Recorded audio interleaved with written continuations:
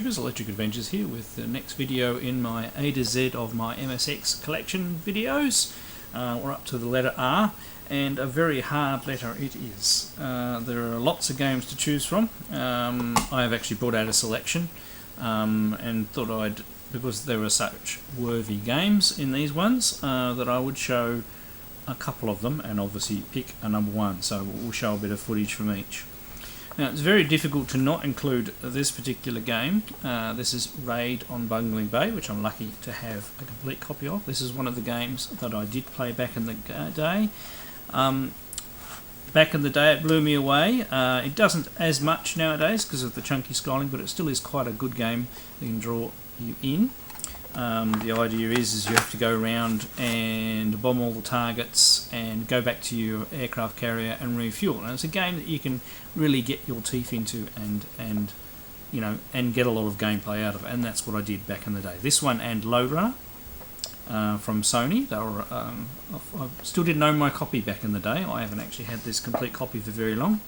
I'm very pleased to have it. So excellent game.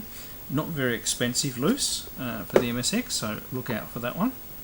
Now, another one from back in the day that I used to really like because it's a Konami game, and it's just amazing what they managed to do with the graphics on the MSX, and it's Road Fighter. It actually illustrates how you can get smooth scrolling with clever tricks on the MSX, and you compare this to the NES version, and it looks a lot more colourful than the NES version. The only problem with this game is actually it's a little too easy and it's a little boring. Not that the little play sample I put up here I get very far, but just to show you what the graphics and gameplay is like. I mean, don't get me wrong, it's an interesting game and I enjoyed it back in the day. Just that it probably doesn't have a lot of depth, but once again, it is not expensive. I only got a loose copy in nice condition. If I found a complete copy one day, I may upgrade, but I wouldn't spend a lot of money on it either. So, a good, cheap, worthwhile game to get. So, next, I came very close to choosing this game, but at the end of the day, it's one of the games I used to play in the arcade a lot. Every time I go to an arcade and there was one of these machines there, I would play it, and I really appreciate how good a job that Namcot, instead of Namco, converted their titles, and it's Rally X. I don't have a complete copy, but it's a cartridge in pretty good condition. Really like how they have this little ring thing here to help pull the cartridge out of the cartridge slot. It plays really well. It's very faithful to the arcade game. It also illustrates smooth scrolling. You can't select the difficulty level in this one, and I can actually remember the arcade game being quite hard and unforgiving. This game's actually quite soft on you, and it does have a lot of levels, don't get me wrong, but once again it takes a little while to get going, and I can sit there and play it for quite some time and get a decent score and not necessarily stop the game because I've died. It's usually when I've had enough of playing this. So it's a really good game, don't get me wrong, and really well executed on the MSX. And as I said, it's third in my list here, so it's done rather well, but not the game I'm picking for this video. Now, picking between these next two is very, very hard, and there's the only reason I haven't picked this one, which is River Raid, and I have both the tape and the cartridge version. The sound is slightly different between the two different versions. Not that I'm showing sound. I'll show some footage from the game here. The game is identical graphics wise. Now, River Raid is a great game, and the MSX and Coleco version, which is near identical by the sound, are very playable.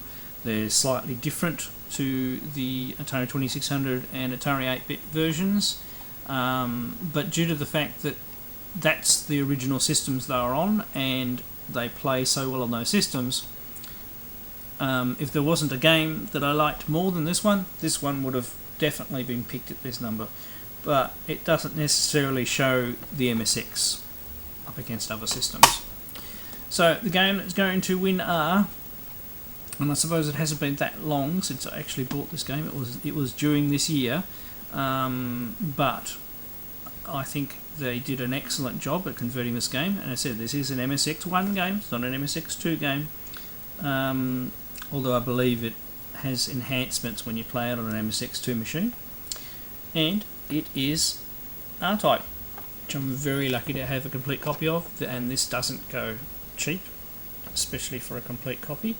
You don't see it around as much, so you get a little plastic bubbling. I don't have a manual, but I'm quite happy with this. It's got the cartridge is in excellent condition, and although it's very hard, which is what I think made it less attractive to people who gave a little bit of a bad reputation, like it's really hard. But I mean, I've got lots of shooters and I appreciate a decent challenge. But you compare this against the Spectrum and the Amstrad versions and some of the other versions going around, and it holds up very well. And even though it doesn't have smooth scrolling, just like the Gradius games on the MSX are, they're just so playable, and I believe this game is extremely playable. So, without further ado, let's go give this a decent go and see if I can beat my score when I picked it up probably about 5 months ago. Right, so here we go with R-Type. Will I do better than last time I showed it? I shall concentrate and try. How's it? A bit of chunky scrolling.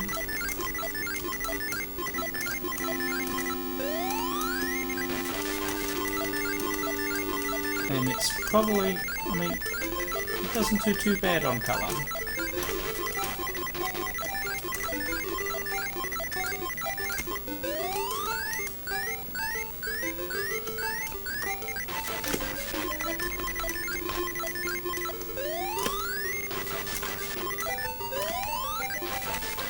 And R-Type is just one of those, one of those games that I've always liked.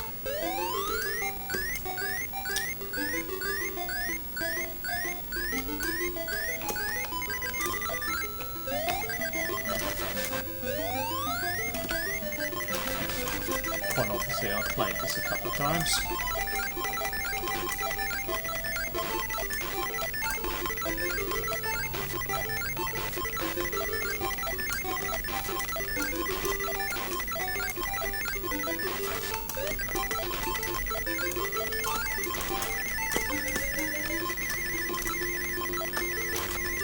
Now it doesn't take it easy on you. You have to be very careful.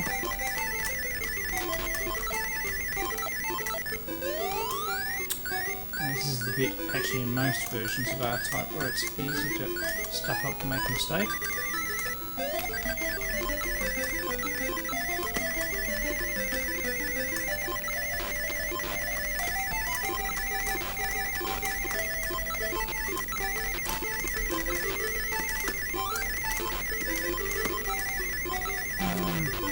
Here we'll go back to this.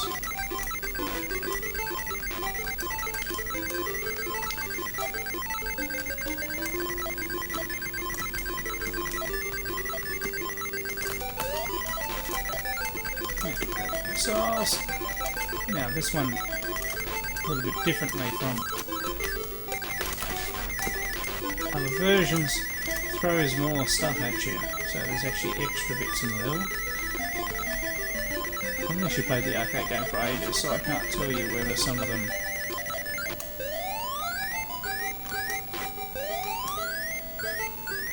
are actually in the arcade game.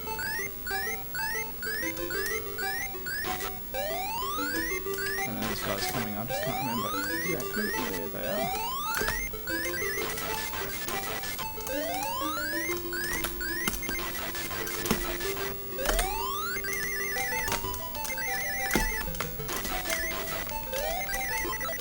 Very careful with those guys.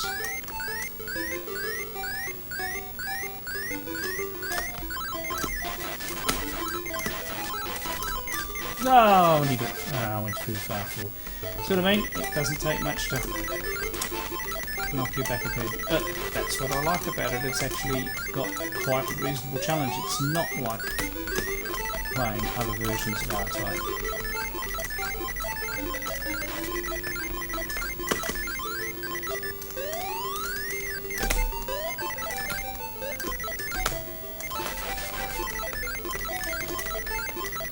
be so careful.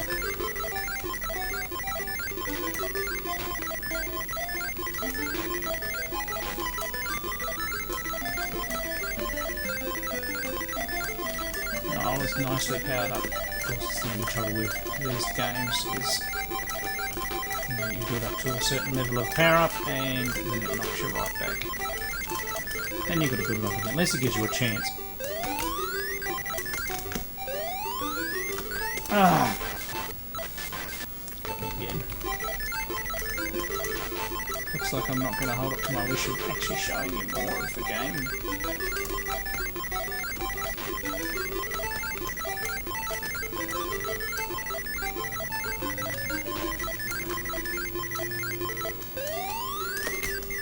Just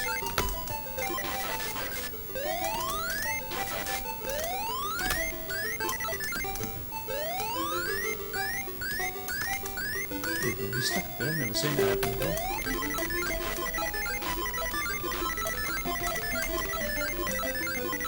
Let's see if I can not stuff up this bit.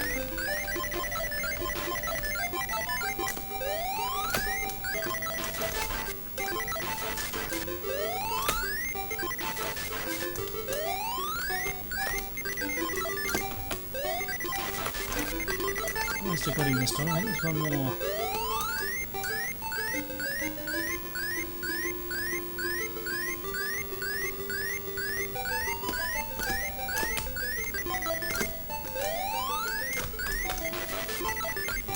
Get past him. Okay.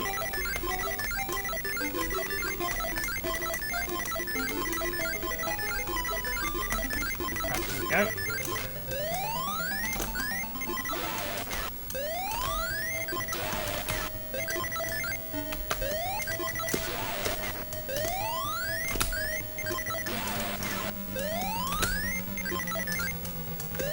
Oh, I didn't get him in time. Oh dear. But yes, no, this is an excellent game. The others are excellent games as well, but this one presents me in my current day and time with a bit more of a challenge, so thus I play it more. Although I could get out any one of those games that I showed you, play them and have a good fun session. So anyway, that was R. Lots to choose from for R. But we've got S coming up next. That's a really tricky one. And hopefully you'll be interested in seeing my choice. Alright, I'm Electric Adventures. Thank you to all my subscribers. Thanks for watching, and I'll catch you next time.